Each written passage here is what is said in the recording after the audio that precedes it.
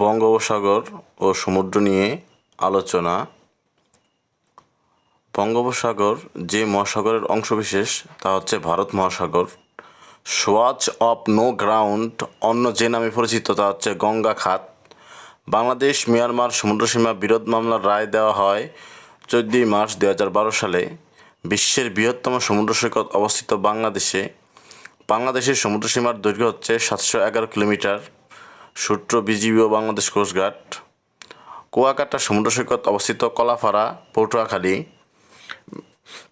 বৃহত্তম সমুদ্র সৈকত হচ্ছে কক্সবাজার সমুদ্র সৈকত। বিশ্বের বৃহত্তম সমুদ্র সৈকতের দৈর্ঘ্য 120 কিলোমিটার।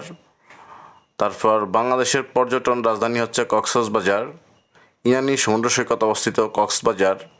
বাংলাদেশের একমাত্র যে সমুদ্র সৈকত থেকে সূর্যোদয় ও সূর্যাস্ত দেখা যায় তা হচ্ছে কুয়াকাটা সমুদ্র সৈকত। পার্কি সমুদ্র সৈকত অবস্থিত চট্টগ্রামে।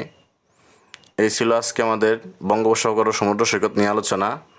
যারা আমার এই ভিডিওটি ইউটিউবে দেখছেন অবশ্যই আমার চ্যানেলটি, যারা নতুন তারা সাবস্ক্রাইব করবেন, আর যারা ফেসবুকে দেখছেন অবশ্যই আমার চ্যানেলটি বেশি বেশি শেয়ার